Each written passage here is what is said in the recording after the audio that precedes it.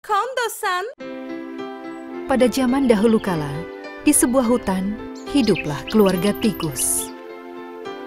Mereka adalah satu keluarga besar. Tikus yang paling kecil, Findik, berbeda dari saudara yang lain. Dia sangat kecil dan warnanya berbeda dari saudara-saudaranya. Dia memiliki bulu berwarna coklat muda dan mata hitam yang membuatnya tampan. Sayangnya, dia sangat malu karena penampilannya itu, dan itu membuatnya sedih. Kenapa aku tidak abu-abu atau hitam seperti saudara-saudaraku? Aku kecil dan juga lemah. Bagaimana caranya aku melindungi diriku di hutan?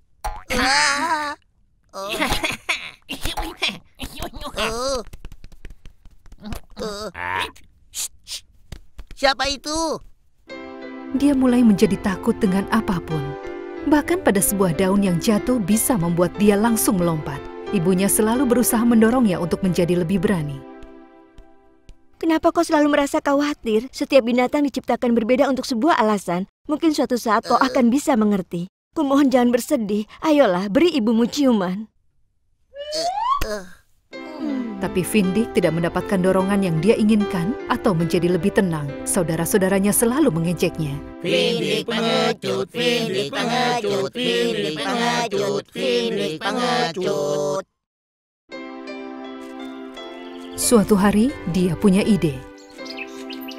Ini tidak bisa menunggu lebih lama lagi. Aku harus menemukan solusi untuk ini. Jika aku memang penakut dan jika aku tidak bisa melindungi diriku, maka aku akan pergi menemui Raja Singa. Aku yakin dia bisa melindungiku dan kami akan hidup bersama untuk selamanya. Akhirnya dia mendapati dirinya berada di depan pintu masuk sarang Raja Singa. Singa besar dan perkasa sedang berbaring di depan sarangnya. Tidur dan berjemur di saat yang sama. Findik langsung menghampiri singa dan menyentuh hidungnya. Yang mulia, selamat siang. Tolong maafkan aku sudah membangunkanmu. Raja Singa sangat marah karena dia sudah dibangunkan dari tidur siangnya. Siapa kau makhluk kecil? Kenapa kau mengganggu tidurku? Namaku Findik si tikus. Aku memiliki permintaan untukmu. Katakan padaku, apa permintaan penting itu? Kemudian aku akan melanjutkan tidur siangku. Raja Singa menggelengkan kepalanya dan bangun. Dia menatap kepada Findik, merasa sangat kesal. Sebenarnya Findik sangat ketakutan ditatap oleh sang raja.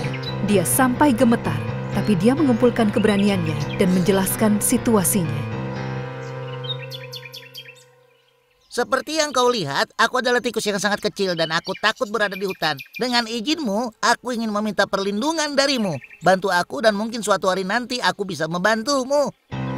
Raja Singa mengaum dengan kencang dan berusaha keras untuk tidak tertawa. Apa? Kau ingin membantuku?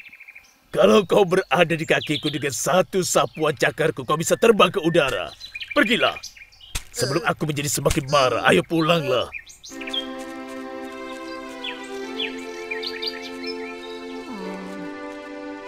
Merasa tidak berdaya, Findik pulang ke rumah dan duduk di sudut rumah dengan sedih.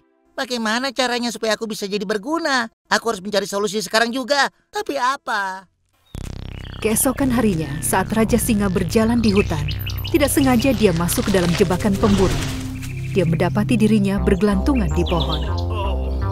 Dia mengaum dengan marah. Seluruh hutan dipenuhi oleh suara raungannya. Semua binatang mendengar suara itu dan melihat apa yang terjadi. Tapi karena mereka takut pada singa, mereka tidak bisa membantunya. Raja Singa yang malang kesulitan di dalam jala. Syukurlah pemburu itu belum datang ke hutan, karena saat itu masih pagi. Saat Findik mendengar suara itu, dia dan saudara-saudaranya pergi untuk melihat apa yang terjadi. Dia sangat sedih dengan apa yang dia lihat. Tiba-tiba, dia pun punya solusi. Walaupun dia kecil, tapi dia sangat pintar. Dia berlari ke pohon tempat singa itu bergelantungan. Findik, kau mau kemana? Jangan dekati dia! Jangan dekati dia! Findik si tikus memanjat pohon dan memulai menggigiti jaring itu. Apa yang dia lakukan? Dia pasti sudah gila! Cepat, ayolah saudara-saudaraku, bantu aku. Jika kita gigit jaring ini bersama, kita bisa menyelamatkan singa sebelum pemburu itu datang. Semua saudaranya melompat ke jaring dan mulai menggigitnya. Saat jaring itu jatuh ke tanah, Raja Singa berdiri dan mengaum. Semua binatang lain bersembunyi di belakang pohon, kecuali Findik tentu saja. Raja Singa menghampiri Findik. Findik kecil, kau benar-benar pintar. Kau telah menyelamatkan hidupku. Findik si tikus memberi hormat kepada raja. Ini sebuah kehormatan bisa membantumu, Yang Mulia. Raja Singa berdiri di hadapan Findik, merasa malu. Findik, aku telah salah. Kupikir hanya karena kau kecil, kau tidak akan bisa membantuku. Aku telah menyakitimu, tapi seharusnya aku tidak boleh meremehkan siapapun.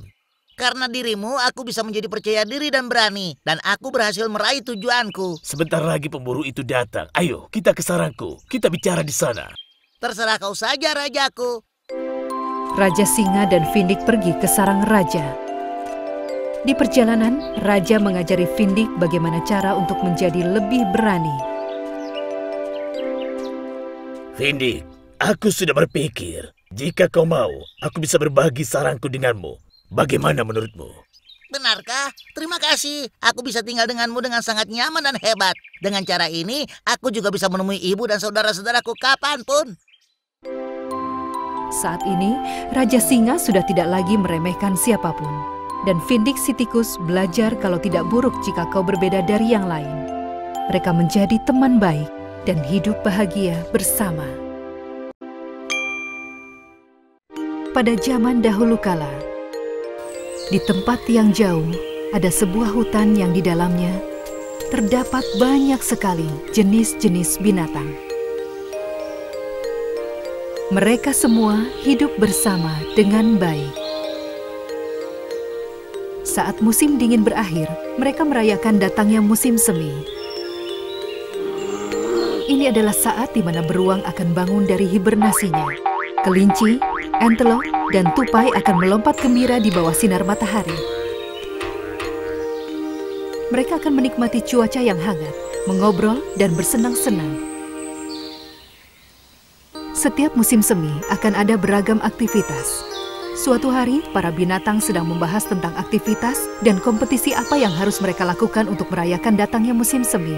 Mereka mengadakan perlombaan melompat, perlombaan memasak, makan cepat, dan masih banyak lagi. Tapi, semua hewan ingin mengatur kompetisi di mana mereka mahir melakukannya. Menurutku, tahun ini kita harus membuat kompetisi memetik apel terbanyak dari pohon. Kita sudah melakukan hal itu tahun lalu. Menurutku, kita harus membuat kompetisi makan cepat. Bagaimana menurut kalian? Buat saja perlombaan mengumpulkan kacang, aku pasti jadi juaranya. Nona Gazelle memiliki ide yang lain. Teman-teman, aku punya ide. Untuk membuat kompetisi tahun ini seadil mungkin, kita akan melakukan pengundian. Pilih 2 nama dan siapapun yang bisa mengelilingi hutan tercepat, dialah yang menang. Bagaimana menurut kalian? Oh, undian. Aku suka itu. Apa? Lomba lari? Bagaimana jika aku yang terpilih? Sebagai seekor beruang, aku tidak akan bisa berlari dengan cepat. Aku tidak akan mau bergabung. Sudahlah, aku sangat beruntung. Aku yakin aku yang akan terpilih. Mereka menentukan titik awal dan akhir. Mereka yang ingin ikut lomba lari hutan harus menulis nama mereka dan memberikannya ke Nona Gazelle. Kemudian dia ciptakan kartu undian, memilih 2 nama yang akan bersaing. Aku sudah pasti mengikuti kompetisi ini. Aku yakin aku akan mengalahkan siapapun yang berhadapan denganku. Karena seperti yang kalian tahu, akulah hewan yang paling cepat di hutan ini. Kelinci itu sangat sok tahu dan sangat sombong. Semua berharap siapapun itu bisa memberinya pelajaran. Semua binatang menunggu dengan tegang melihat siapa yang akan mengikuti perlombaan ini. Nona Gazelle mulai mengundi nama-namanya. Baiklah teman-teman, hasil undian kita sudah masuk. Pembalap kita adalah kelinci dan kura-kura. Semua merasa kecewa dengan hasil undiannya. Mereka saling bicara dengan satu sama lain. Menurutku, kura-kura pasti akan kalah di perlombaan ini. Kita harus menghadapi kesombongan kelinci yang semakin menjadi. Habislah kita. Hasil lomba ini sudah sangat jelas. Kura-kura yang mendengar pembicaraan semua hewan berkata, Aku mungkin saja lamban, tapi aku tidak akan pernah menyerah. Tuan kura-kura, kelinci itu sangat cepat. Tapi kau, semua binatang tahu kalau kau sedikit lamban. Bagaimana caranya kau akan menang? Seperti yang tadi ku bilang, kita tidak akan pernah tahu. Terkadang menjadi yang tercepat saja menurutku tidaklah cukup. Yang terpenting adalah tidak pernah menyerah. Apapun yang terjadi, aku akan mengambil peluangku dan berlomba. semua binatang di hutan itu berkumpul di garis start. Kelinci dan kura-kura mengambil posisi mereka dan menunggu tupai untuk menurunkan bendera yang ia pegang di tangannya. Baiklah, Tuan Kura-kura, apa kau siap balapan denganku? Coba kita lihat secepat apa kau. Kita lihat saja nanti. Siapapun dia yang tiba di garis finish di hutan menang. Kalian siap? 1, 2, 3. Kelinci langsung lari dari garis start. Sementara itu, kura-kura berjalan dengan sangat pelan selangkah demi selangkah. Apa aku bilang? Hasil perlombaan ini sudah bisa ditebak. Kelinci terus berlari, berlari, berlari. Dan pada satu titik, dia melihat ke belakang. Tidak ada yang datang atau pergi. Tidak mungkin kura-kura itu bisa mengejarku. Tidak perlu membuat diriku stres. Aku akan istirahat sebentar dan melanjutkan lombanya nanti. Kelinci ingin beristirahat dan dia pun tertidur. Sementara itu, kura-kura berkeringat, dia tidak menyerah dan terus berjalan. Jalan ini terlalu jauh untukku, tapi tidak peduli seberapa lelahnya aku tidak akan menyerah. Kura-kura berjalan dengan penuh tekad dan keinginan besar untuk menyelesaikan perlombaan, sampai dia tidak melihat kelinci yang tidur di bawah pohon. Dia berjalan melewatinya dan melanjutkan perlombaan. Kelinci pasti sudah sampai garis finish, tapi walaupun aku kalah, aku akan menyelesaikannya dengan rasa bangga. Perlahan, garis finish itu pun mulai terlihat. Kura-kura sudah semakin dekat. Tiba-tiba, si kelinci bangun dari tidurnya dan mulai berjalan ke garis finish. Dia sangat yakin pada dirinya, bahkan dia tidak merasa perlu untuk berlari. Aku sudah beristirahat dengan enak. Aku akan lanjutkan lari agar bisa menyelesaikan perlombaan dan kita bisa mulai berpesta. Aku adalah hewan tercepat di hutan ini. Setelah berjalan beberapa saat, dia bisa melihat garis finish dari kejauhan. Tapi apa itu? Tepuk tangan dan sorakan. Dia sangat kaget. Hebat! Hebat! Kau menang! Hore! Kau telah memberi pelajaran kepada si kelinci, Tuan Kura-kura. Kau hebat sekali, kawan. Semua binatang mengelilingi kura-kura yang berhasil tiba di garis finish. Kelinci menghampiri mereka dan dia merasa malu. Dia tidak lagi menunjukkan sikap sok tahu dan sombong seperti yang biasanya hewan-hewan lain melihatnya. Tapi bagaimana? Kau tidak boleh memandang dirinya lebih baik dari yang lain. Bekerja keras dan giat adalah cara terbaik untuk terus maju. Ya, aku rasa kau benar, Tuan Kura-kura. Aku telah meremehkanmu dan terlalu yakin dengan diriku sendiri. Aku ucapkan selamat padamu. Kelinci itu tidak pernah lagi bilang kalau dia yang tercepat. Kura-kura telah memberinya pelajaran yang sangat berharga. Dan semua hewan di hutan hidup bersama dengan harmoni, damai, dan kebahagiaan seperti biasanya.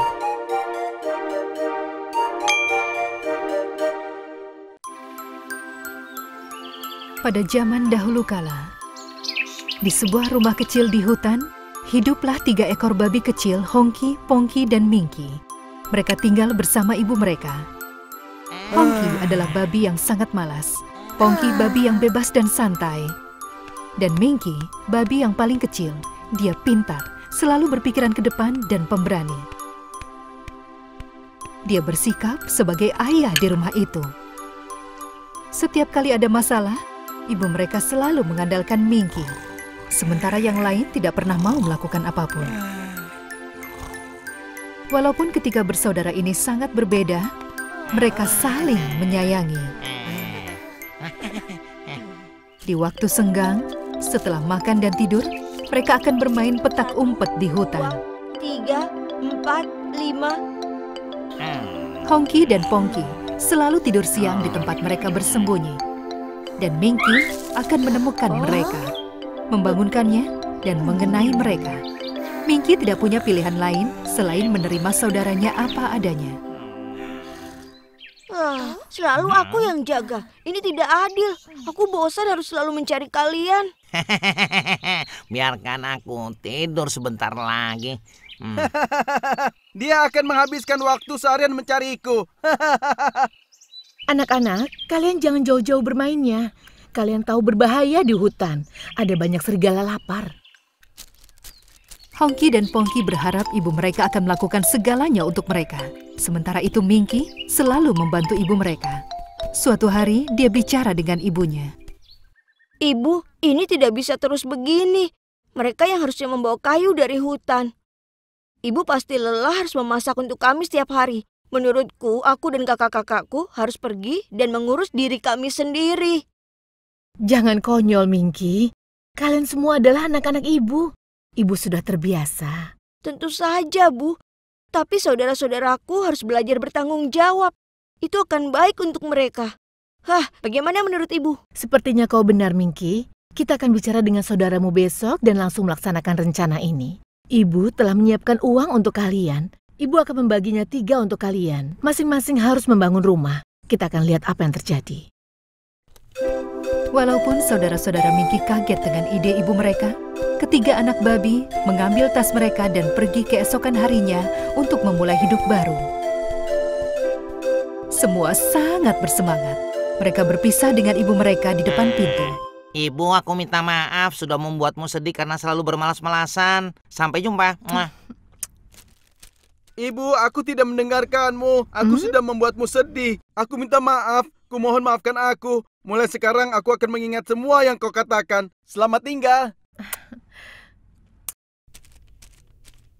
Ibu, jangan sedih dengan kepergianku. Setelah aku menyelesaikan rumahmu, aku akan datang menjemputmu. Jaga dirimu ya, Bu. Ibu mereka sangat khawatir hal buruk akan terjadi pada mereka di hutan. Jaga diri kalian, anak-anak. Kabari ibu terus ya. Dan tolong berhati-hatilah dengan serigala jahat.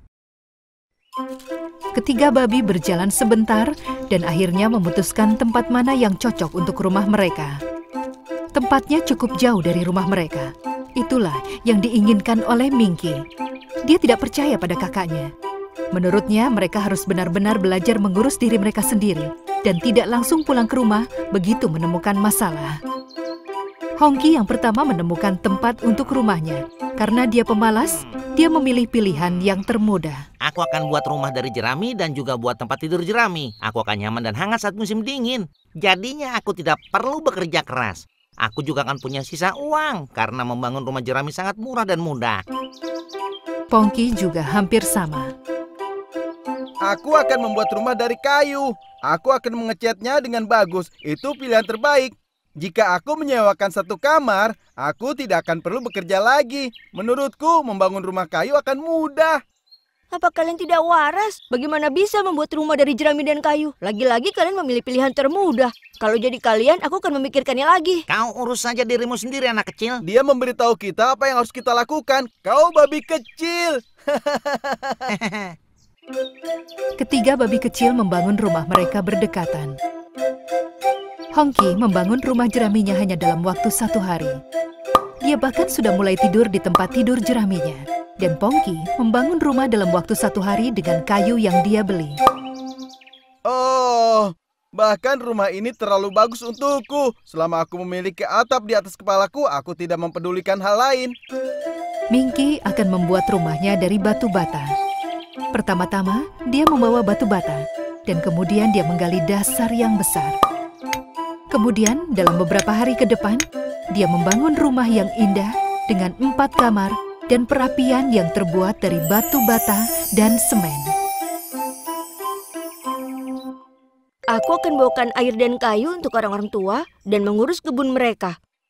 Aku akan pergi ke pasar untuk mereka. Dengan begini aku bisa jadi berguna untuk semua orang. Dan aku yakin mereka pasti akan memberiku makanan dan juga uang. Tidak lama, serigala berbahaya di hutan mencium bau ketiga anak babi. Pertama-tama, dia pergi ke rumah Hongki. Tetangga yang baik, selamat datang. Boleh aku masuk agar kita bisa bertemu? Aku tinggal tidak jauh dari sini.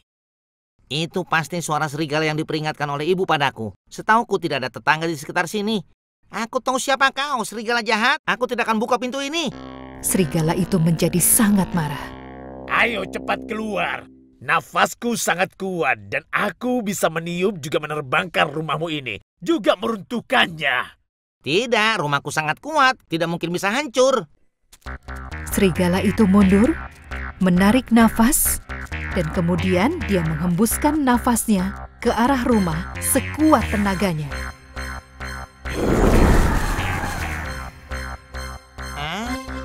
Rumah jerami itu pun langsung hancur. Hongki berhasil kabur dan lari ke rumah Minky. Minky, serigala itu datang ke rumahku dan menghancurkannya. Dan aku langsung kemari. Sepertinya sekarang dia ada di rumah Pongki. Cepat tutup pintunya. Oh tidak, cepat hubungi dia dan beritahu dia. Halo Pongki, cepat keluar dari rumahmu. Ada serigala mendatangimu. Halo, Minky, kaukah itu? Dengar apa yang kau bicarakan. Rumahku sangat kuat. Dia tidak mungkin bisa masuk. Benar sekali, serigala yang tidak berhasil menangkap Hongki langsung menuju ke rumah Pongki.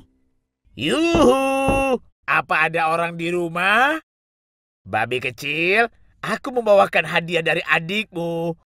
Buka pintunya, biarkan aku masuk dan bicara sebentar. Dia tidak akan punya waktu mengirimku hadiah saat dia tidur. Lagi pula saudaraku tidak memberitahu kau akan datang. Kau serigala yang payah. Aku tidak akan membuka pintu. Sekarang pergi dari sini. Jadi tidak mau buka pintu? Baiklah. Nafasku sangat kuat.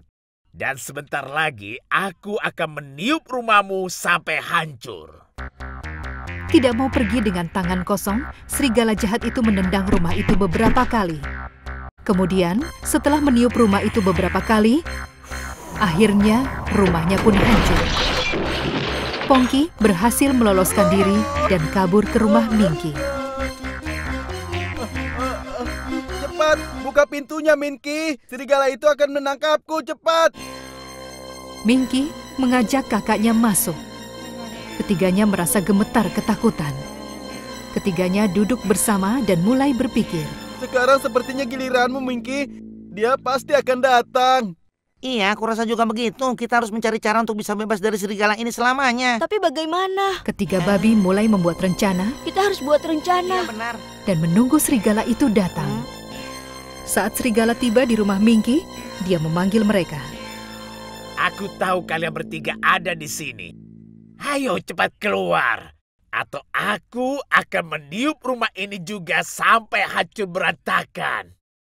Ayo, tunggu apa lagi? Hancurkan jika kau bisa. Sana pergi dan jangan ganggu kami. Serigala yang marah mulai menendang-nendang pintu dan dinding. Ada 3 kunci gembok di pintu. Tapi ketiga babi saling melihat dengan rasa takut dan berpelukan dengan sangat erat sambil menatap ke arah pintu. Serigala menendang, meniup, dan menghembuskan nafas sekuatnya tapi tidak bisa menghancurkan rumah Minky.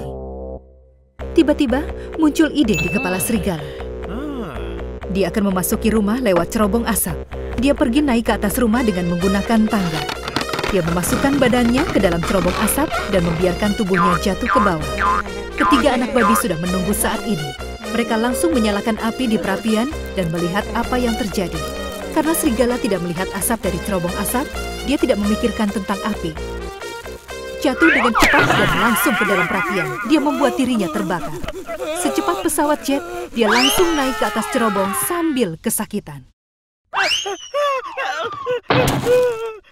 Tolong!